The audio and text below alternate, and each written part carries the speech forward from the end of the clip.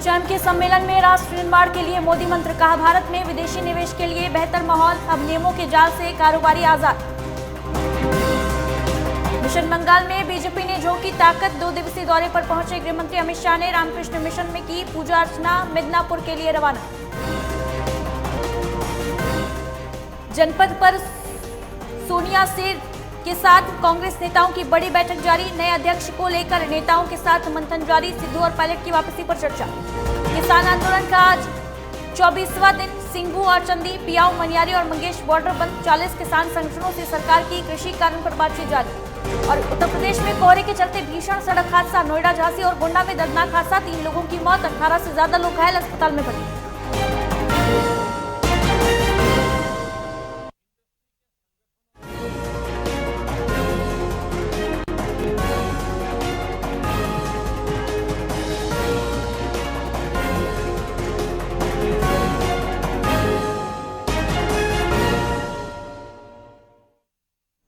नमस्कार, स्वागत है आपका। आप देख रहे हैं न्यूज लाइव, मैं हूं आपके साथ अदिति मिश्रा।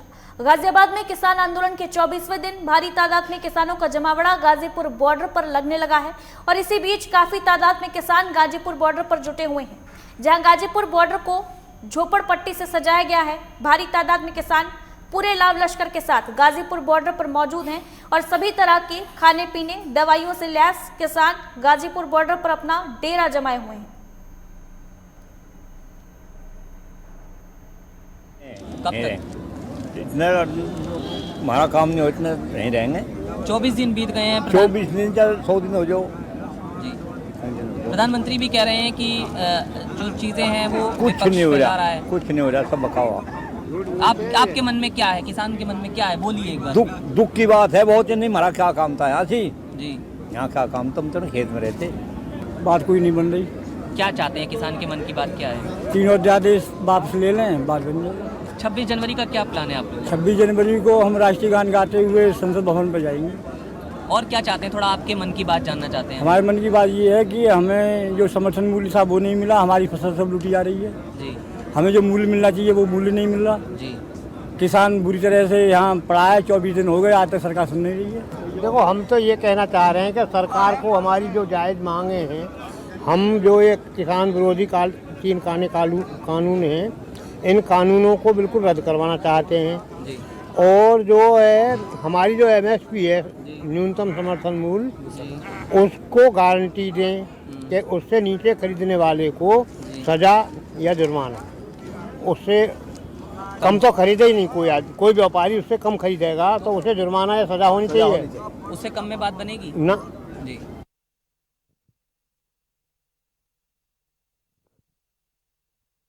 बाद से हमारे सहयोगी जावेद चौधरी हमारे साथ इस पूरी खबर पर ताजा अपडेट के साथ लाइव जुड़ रहे हैं। जावेद, क्या अपडेट है पूरे आंदोलन पर आपके पास? किसानों का प्रदर्शन बीते 24 दिनों से लगातार जारी है, किसानों का जमावड़ा है गाजीपुर बॉर्डर पर, तस्वीरें हम देख रहे हैं, क्या कुछ अपडेट देंगे? देखिए अदिति, मैं बता दूं कि किसान आंदोलन का 24वां दिन है। 24 दिन लगातार किसान यहाँ पर लगातार जम रहे हैं, यानी कि और भी दूर दराज से जो किसान हैं लगातार यहाँ पर डेरा डाले हुए हैं। यानी कि यहाँ पर झोपड़पट्टी की भी व्यवस्था कर दी गई है, खाने पीने की व्यवस्था पूरी तरह से चाक चौबंद यहाँ पर नजर आई है। साथ साथ ही जो किसान भाई बीमार है उनके लिए दवाइयों के लगभग छोटे छोटे क्लिनिक भी खोल दिए गए। कई तरह की ऐसी सुविधाएं यहाँ दे दी गई है जिससे किसानों को की कोई परेशानी ना आए, क्योंकि किसान आंदोलन का कोई बड़ा अग्र रूप लेने के लिए उद्देश्य से जिस तरह किसान यहाँ जुट रहे हैं, कोई कहीं ना कहीं बड़ी रणनीति पर भी विचार विमर्श किसान संगठन द्वारा किया जा रहा है। क्योंकि देखा गया है कि जैसे ही किसान आंदोलन की यहाँ पर रूपरेखा तैयार की गई और किसान आंदोलन को बड़ा रूप धारण करने की बात की गई, तो यहाँ पर किसान तमाम तरह के जमा हो गए और दूर दराज से भी लगातार किसान यहाँ पर ट्रैक्टर ट्रॉली और जानवरों के साथ भी यहाँ पहुंच रहे हैं। क्योंकि देखा गया है कि यहाँ पर भैंसा बुग्गी के साथ साथ भी किसान यहाँ पहुंचे हैं और यहाँ पर हाथी भी देखा गया है, कई ऐसे जानवर भी यहाँ देखे गए। यानी कि पूरे इस गाजीपुर बॉर्डर को पूरा गांव नुमा बना दिया गया है, यानी देहात क्षेत्र पूरा यहाँ पर देखा जा सकता है। साथ साथ किसान का अपना मानना है कि 26 जनवरी को हम लोग दिल्ली कूच करेंगे और लाल किले पर जिस तरीके से झंडा फहराया जाता है और देश में उस तरह हम लोग वहां पर धरना प्रदर्शन कर भी और सरकार को जगाने का कार्य करेंगे। यानी जंतर मंतर के साथ साथ वहां पर भी पहुंचने का हम लोग प्रयास करेंगे। फिलहाल जिस तरीके से जिला प्रशासन पूरी तैयारी में जुटा है कि कोई भी ऐसी अप्रिय हालात पैदा ना हो, किसानों को समझाने बुझाने के लिए तमाम तरह के हालात अगर यहाँ मौजूद है। पश्चिमी यूपी की अगर बात की जाए तो ठंड भी चरम पर है, सर्दी सितम ढा रही है। ऐसे में किसानों को बचाने के लिए ठंड से क्या कुछ व्यवस्थाएं वहां पर देखने को मिल रही हैं? देखिए बता दूं कि ठंड के वाकई हार्ड को ठंड पड़ रही है। कड़ाके की ठंड के चलते भारी तादाद में किसान यहाँ जुटे हैं, महिला बच्चे भी यहाँ जुटे हैं। उनको इंतजाम, जिला प्रशासन तरफ कोई भी इंतजाम नहीं है। किसान संगठन के लोग ही जो पश्चिम यूपी के किसान हैं वो खास तौर पर यहाँ पर कंबल या कुछ ऐसी चीजें, चादरें वगैरह यहाँ उन लोगों को बांट रहे हैं जिससे ठंड से बचाया जा सके और आंदोलन चल रहा है उसको मजबूती के साथ डटा रखा जा सके। और तमाम ऐसे जो कार्य है लगातार किसान संगठन कर रहे हैं और कंबलों की लगातार वितरण भी हो रहा है। कंबलों के साथ साथ जो ऐसी गर्म चादरें हैं और जो गर्म सूट है उनको भी यहाँ पे दिया जा रहा है। और सबसे बड़ी बात है कि जो बच्चे और जो महिलाएं हैं उनके लिए जर्सी का भी इंतजाम लगातार किया जा रहा है। यानी कि पूरे क्षेत्र को इस एक तरीके से देहात क्षेत्र में तब्दील कर दिया गया है। तमाम तरह के इंतजाम किए गए। यानी कि उन लोगों का खुद का कहना है कि हम गाँव में हो या गाजीपुर बॉर्डर पे आंदोलन हो, हमारा तो एक ही मकसद है, केवल किसान बिल को वापस कराना। अगर जब तक सरकार इस किसान बिल को वापस नहीं कर लेती हम लोग इस तरह यहाँ पर डटे रहेंगे। तमाम जानकारी के लिए बहुत बहुत शुक्रिया आपका जावेद। वहीं पहाड़ों पर बर्फबारी और बारिश की वजह से पूरे देश में कड़ाके की ठंड पड़ रही है। कोहरे का कहर भी जारी है और इसके चलते सड़क हादसों में भी इजाफा देखने को मिल रहा है। आपको यूपी के 3 जिलों की तस्वीर आपको दिखा रहे हैं। गोंडा, झांसी और नोएडा की तस्वीरें हैं जहां तेज रफ्तार का कहर देखने को मिला है। पहली तस्वीर गोंडा की देखिए। गोंडा उतरौला मार्ग पर तेज रफ्तार बेकाबू कार ने मासूम को रौंद दिया और कार में फंसकर मासूम काफी दूर तक घिसटता रहा। दर्दनाक हादसे में मासूम गंभीर रूप से घायल हो गया जिसे जिला अस्पताल से लखनऊ के लिए रेफर किया गया है। वहीं ठोकर मारने वाला कार चालक वाहन समेत मौके से फरार है। दूसरी तस्वीर है झांसी की जहां तेज रफ्तार बस और ट्रैक्टर में जोरदार भिड़ंत हो गई और इसमें एक की मौत हो गई है जबकि 3 लोग घायल बताए जा रहे हैं और घायलों को इलाज के लिए फिलहाल अस्पताल में भर्ती कराया गया है। वहीं तीसरी तस्वीर ग्रेटर नोएडा की है जहां यमुना एक्सप्रेसवे पर यूपी रोडवेज की 44 यात्रियों से भरी बस में ट्रक ने जोरदार टक्कर मार दी और इसमें सवारियों में चीख पुकार मच गई। इस हादसे में करीब 12 लोग घायल हैं और इन्हें अस्पताल में भर्ती कराया गया है। बताते चलें कि बस आगरा से नोएडा के लिए जा रही थी और इस दौरान ग्रेटर नोएडा से जेवर जा रहा ट्रक अनियंत्रित होकर डिवाइडर को तोड़ते हुए बस को टक्कर मार दिया और इसके बाद हादसे की सूचना पर पहुंची पुलिस ने घायलों को अस्पताल में भर्ती कराया है।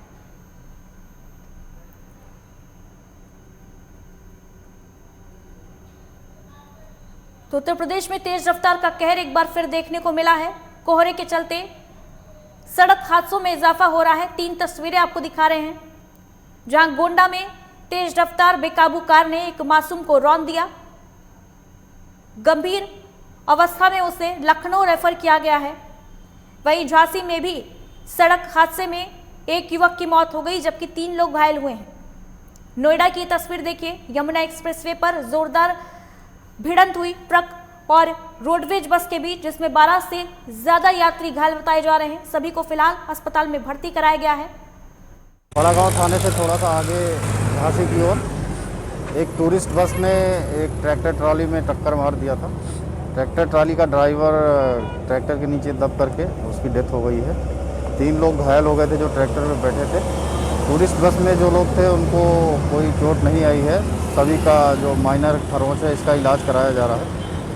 रोड को क्लियर करा दिया गया है, मूवमेंट शुरू हो गया है और आगे की कार्रवाई की जा रही है।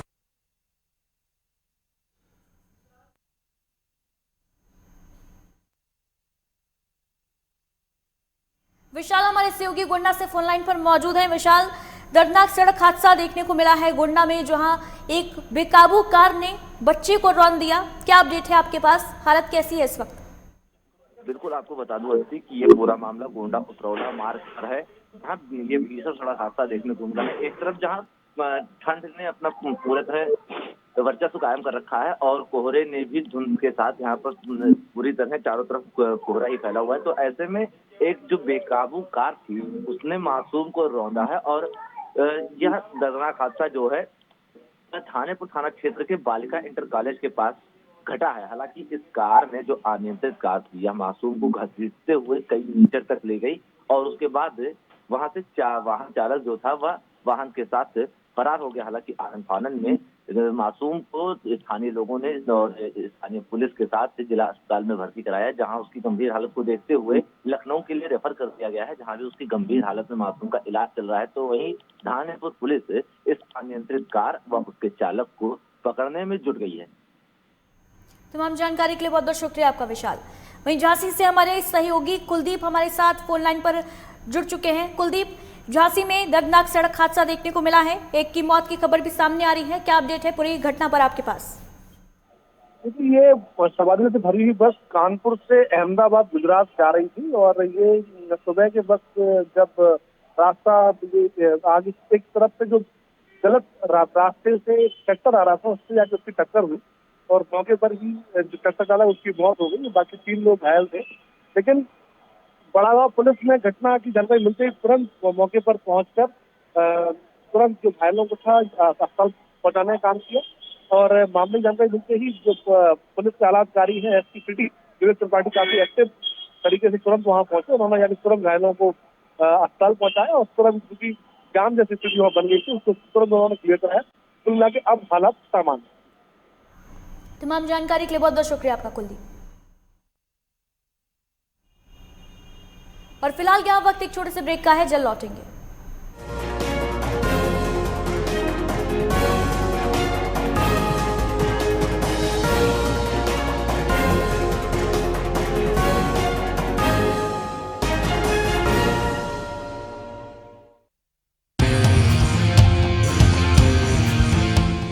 मंजिलें हों चाहे जितने, पर राह सबकी एक। डॉक्टर सीवी रमन यूनिवर्सिटी, करगी रोड, कोटा, बिलासपुर। खूबसूरती के लिए सिर्फ हल्दी चंदन वाली क्रीम, ये बीते जमाने की बात है। आज आपकी स्किन को चाहिए कुछ एक्स्ट्रा, जैसे रूप मंत्र Ayurvedic face cream and face wash. ये कोई कॉस्मेटिक नहीं, आयुर्वेदिक औषधि है। बॉलीवुड की हर खबर, फिल्मी सितारों का सफर, कंट्रोवर्सी से लेकर गॉसिप तक, लिंकअप से लेकर ब्रेकअप तक, देखिए हर हलचल बॉली तड़का में हर रोज दोपहर 12:30 बजे सिर्फ लाइव टुडे पर। वारदात की तह तक होगी पड़ताल, जुर्म की हर दास्तां होगी बेनकाब, हर अपराधी का होगा पर्दाफाश। देखिए क्राइम फाइल्स सोमवार से शनिवार रात 10:30 बजे सिर्फ लाइव।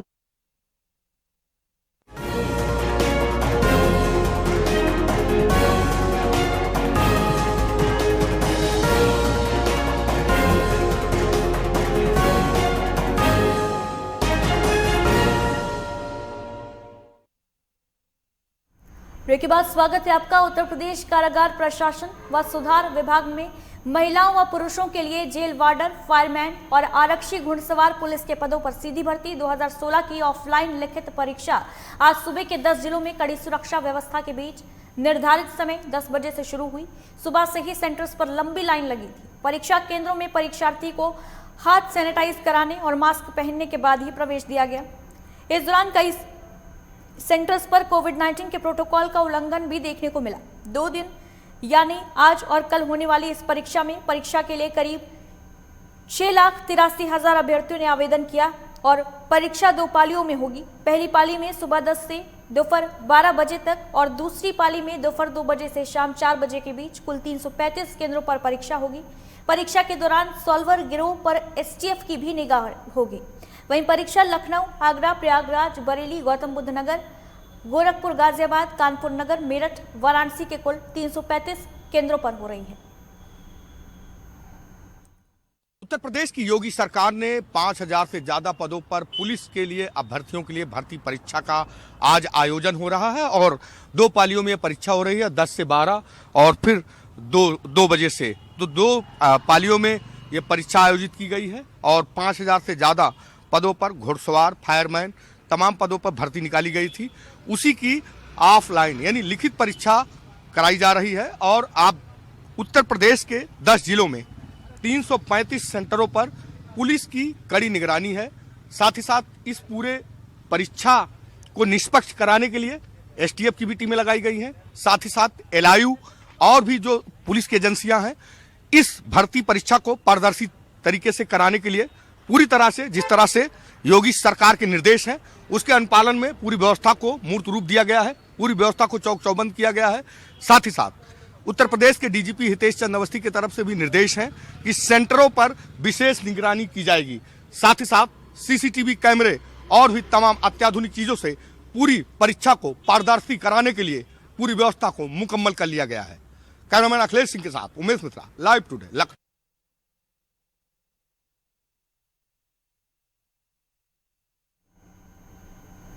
उमेश मिश्रा हमारे सहयोगी इस पूरी खबर पर हमारे साथ लाइव जुड़ रहे हैं। उमेश, परीक्षा लगातार जारी है, 2 पालियों में परीक्षा हो रही है, पुलिस भर्ती की क्या कुछ जानकारी देना चाहेंगे, क्या व्यवस्थाएं देखने को मिल रही हैं?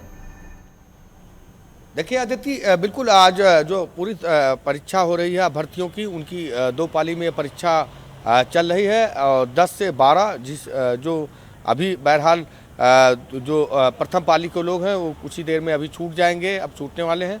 अब जो दूसरी पाली की है उसकी तैयारी है, 2 बजे से 4 बजे तक दूसरी पाली के जो परीक्षार्थी हैं वो परीक्षा देंगे। ऐसे में परीक्षा को जो पारदर्शी करने के लिए योगी सरकार पूरी तरह से निर्देश दिया गया था अधिकारियों को कि इस भर्ती परीक्षा में कहीं पे भी कोई धांधली और सेधमारी ना करने पाए। शायद यही वजह रहा कि जब आज ये परीक्षा ये हो रही है, इस 10 जिलों में उत्तर प्रदेश के 335 सेंटर बने हैं। इन सेंटरों पर पुलिस की कड़ी निगरानी की गई है, सीसीटीवी की कैमरे की व्यवस्था की गई है। वहाँ पे कोरोना को देखते हुए वहाँ पर सैनिटाइज और बिना मास्क के प्रवेश को वर्जित किया गया है। तमाम व्यवस्थाओं को पूरी तरह से मुकम्मल किया गया और साथ ही साथ शांतिपूर्ण ढंग से पूरे जो परीक्षा है सेंटरों पे परीक्षा कराई जा रही है। जो अभ्यर्थी हैं वो पहुंचे हैं, वो प्रथम पाली की परीक्षा लगभग उनकी हो चुकी है। दूसरी पाली की पूरी तरह से तैयारी पूरी मुस्तैदी से शासन प्रशासन लगा है।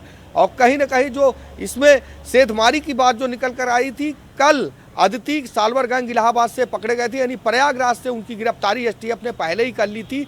ऐसे में इस भर्ती को पूरी तरह से निष्पक्ष कराने के लिए पूरी जो उत्तर प्रदेश पुलिस की एजेंसियां तो पहले से ही पूरी तरह से तैयारी कर ली थी कि इस परीक्षा को पूरी तरह से निष्पक्ष कराना है। शायद यही वजह है कि जो छूट-फूट मामले आए हैं उनको पहले ही, इस परीक्षा से पहले ही एसटीएफ ने धर दबोचा था और तमाम उत्तर प्रदेश के जिलों पे जहां पर ये परीक्षा आयोजित की गई थी 335 सेंटरों पे पूरी तरह से सीसीटीवी कैमरों के साथ एलआईयू, लोकल पुलिस, तमाम जो सुरक्षा एजेंसियां हैं उनको पहले ही पुलिस मुखिया तरफ से निर्देश था कि वहां पर व्यवस्था को पूरी तरह से मुकम्मल कर लिया जाए। तमाम जानकारी के लिए बहुत बहुत शुक्रिया आपका उमेश।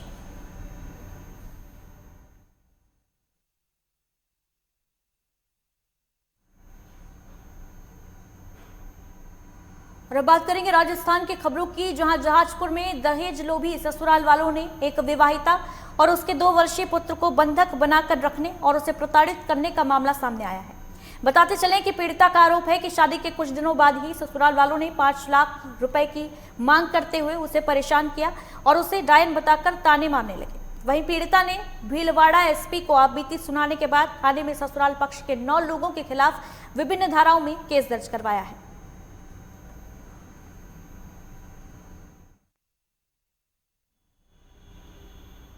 मेरा ससुराल है, वो लोग मुझे 2 साल से परेशान कर रहे, टॉर्चर करते हैं कि अपने पेड़ जा और वहाँ से अपने पापा से पैसे लेके आ। और जब मैं पैसे लेके नहीं आती हूँ तो वो मेरे साथ मारपीट करते, गाली गलौज करते। मेरे सास ससुराल वाले सभी उनके साथ देते हैं। किसी ने रात कभी कभी तो मुझे खाना भी नहीं देते, पूरी रात 2 दिन तक कमरे के अंदर बंद कर देते हैं। बंद करते हैं कि तू डायन है, हमारे घर में जादू टोना करती है, डायन कह के बंद कर देते हो। मैं डायन नहीं हूँ, मुझे इंसाफ रखना नहीं चाहता हूँ क्योंकि हम उनकी मांग पूरी नहीं कर पा रहे हैं, इसलिए वो हमें डायन बोलते हैं। और कमरे के अंदर बंद, ताले के अंदर बंद थे, मेन गेट पे ताला था, कमरे के बाहर ताला था। उन्होंने दोनों ताले तोड़ के मुझे बंधक से आजाद करवाया।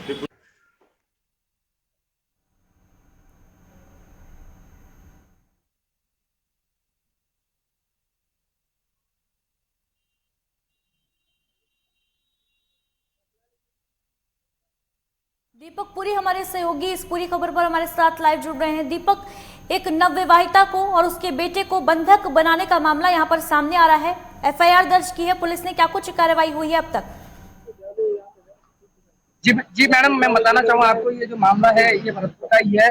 ये बंधक बनाने का जो मामला है वो अभी तक खुलकर के सामने नहीं आ रहा है और पुलिस है वो भी अभी तक इसका कुछ नहीं कह पा रही है। वो पुलिस पड़ताल में जांच करेगी कि ये जो मामला है वो पूरा क्या मामला निकलता है। हालांकि इस पे जो सारे जो कहने वाले जो अभी कह रहे हैं वो पूरे खुलकर नहीं कह पा रहे हैं। पुलिस भी है जो धीरे धीरे जांच कर रही है इसकी, अभी तक पूरा मामला इसका जो है वो सामने नहीं आया है खुल करके। तमाम जानकारी के लिए बहुत बहुत शुक्रिया आपका दीपक।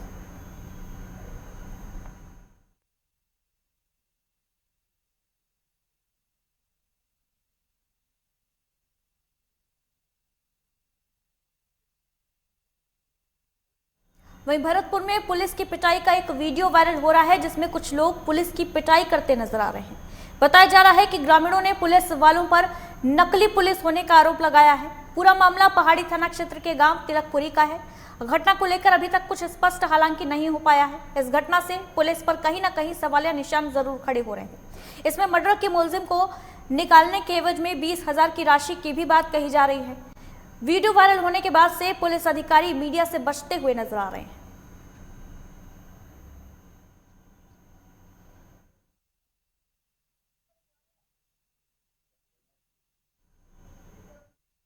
दीपक हमारी सहयोगी इस पूरी खबर पर हमारे साथ लाइव जुड़ रहे हैं। दीपक, क्या अपडेट है पूरे मामले पर आपके पास? ये जो तस्वीरें हैं ये इनके बारे में क्या कुछ जानकारी मिल पाई है अब तक? जी अदिति, मैं आपको बताना चाहूँ ये जो तस्वीर है वो पहाड़ी थाना इलाके की है और वहाँ पर कुछ पुलिसकर्मी थे जो कि ड्रेस पहनी हुई थी पुलिस की और नेम प्लेट भी लगी हुई थी, जिनको ग्रामीणों ने पकड़ लिया और ग्रामीणों ने बुरी तरह से लाठी डंडों से उन पर वार किया था। हालांकि वो चिल्ला चिल्ला करके कह रहे थे हम पुलिस वाले हैं, हम असली पुलिस वाले हैं, लेकिन ग्रामीण का आरोप है कि ग्रामीण कह रहे थे कि वो नकली पुलिस वाले हैं। हालांकि जैसे ही पहाड़ी थाना क्षेत्र को इस मामले की जानकारी मिली तो पहाड़ी जो थाना पुलिस है वो मौके के लिए रवाना हो गई।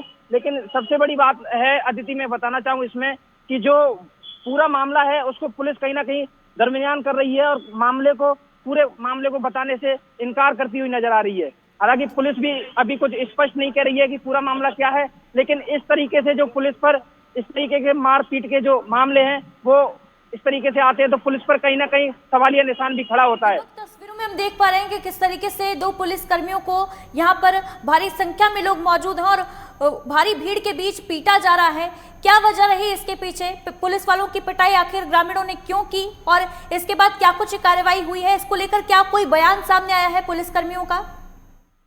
देखिए मैडम, मैं बताना चाहूँ आपको कि जिस तरीके से ये वीडियो जो वायरल हुए उसके वायरल होने के बाद ही पुलिस हरकत में आई और पुलिसकर्मी हैं और दो पुलिसकर्मी हैं, उनके साथ एक ड्राइवर है, उनके साथ ग्रामीणों द्वारा बुरी तरह से मारपीट की जा रही है, डंडों से उन पर वार किया जा रहा है। हालांकि मामले का अभी पुलिस स्पष्टीकरण नहीं कर पा रही है कि मारपीट है ग्रामीणों ने किस वजह से की है, लेकिन ग्रामीणों को आरोप है कि अवैध वसूली के लिए ये पुलिसकर्मी आए थे और कोई एक मर्डर के एवज में 2 लाख रुपए की राशि लेने की भी वहाँ बात कही जा रही है। पुलिसकर्मियों पे बुरी तरह हमला किया जा रहा है ग्रामीणों द्वारा, तो कहीं ना कहीं इस मामले को लेकर पुलिस पर बहुत बड़े सवालिया निशान खड़े होते हैं। लेकिन पुलिस के जो आला अधिकारी हैं वो भी मामले से कन्नी काटते हुए नजर आ रहे हैं। कोई भी अधिकारी इस मामले पर स्पष्टीकरण देने के लिए तैयार नहीं है। तमाम जानकारी के लिए बहुत बहुत शुक्रिया आपका दीपक। वहीं रायपुर में मुख्यमंत्री भूपेश बघेल गुरु घासीदास जयंती समारोह में शामिल हुए। उन्होंने इस मौके पर शिक्षा, साहित्य, लोक कला और सामाजिक क्षेत्र में विशिष्ट योगदान देने के लिए समाज के लोगों को सम्मानित किया। सीएम बघेल ने बाबा गुरु घासीदास की जयंती के मौके पर कार्यक्रम में विभिन्न घोषणाएं भी की। उन्होंने नवा रायपुर में गुरु घासीदास संग्रहालय और शोधपीठ की स्थापना, प्रतियोगी परीक्षाओं की तैयारी कर रहे अनुसूचित जाति के छात्र छात्राओं के लिए 200 सीटर हॉस्टल का निर्माण शामिल है और इस अवसर पर उन्होंने गुरु घासीदास के व्यक्तित्व और कृतित्व पर आधारित विभिन्न पुस्तकों का विमोचन भी किया।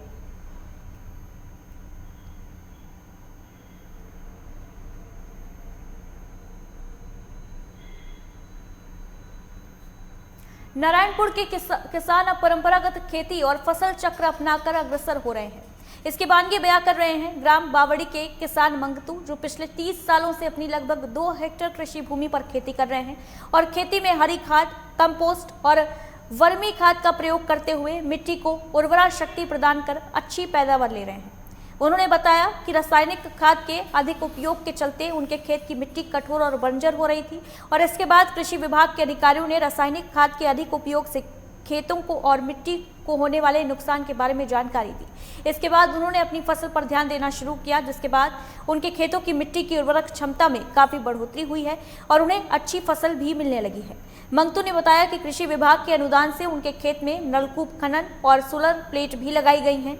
इसके फलस्वरूप उन्हें 12 मासी सिंचाई की सुविधा मिली है और बताया कि फसल चक्र अपनाकर उन्हें काफी फायदा हो रहा है। इसी पहले जो करते थे वैसी कर रहा हूँ सर। अब केचुआ खत व रासायनिक खत उसे कर रहा हूँ। तो ये केचुआ कहाँ से मिला आपको? कृषि ऑफिस से मिला सर। अभी तक वो डब्बा मिला है सर, स्पेयर मिला है, पंखा मिला है और बीज, धान बीज मिल रहा है सर। जो परंपरागत कृषि विकास योजना के तहत कुछ हमारा बावड़ी गाँव को लिया गया है, इसमें अपन जो खरीफ में धान है, मक्का है, अरहर उड़द मूंग जो लेते हैं इसमें, उसके साथ साथ हमको खाद की भी आवश्यकता पड़ती है। लेकिन हम जो वर्मी कंपोस्ट खाद का किसानों को उपयोग करने के लिए सलाह देते हैं। उसके लिए अपन बावड़ी में एक गोठान है, वहाँ तैयारी करवाते हैं किसानों, महिला समूह को, और वो तैयार करके जो है अपना जिला सहकारी केंद्रीय बैंक के माध्यम से किसानों को उपलब्ध कराते हैं और जो फसल है उसमें वर्मी कंपोस्ट खाद उत्पन्न कर। प्रशिक्षण भी इनको महिला समूह को हमारे कृषि विज्ञान के वैज्ञानिकों द्वारा और हमारा कृषि विभाग के मैदानी अमलों को इसको प्रशिक्षण भी हम देते हैं। और इन्हीं खबरों के साथ बुलेटिन में फिलहाल इतना ही। दीजिए इजाजत, नमस्कार।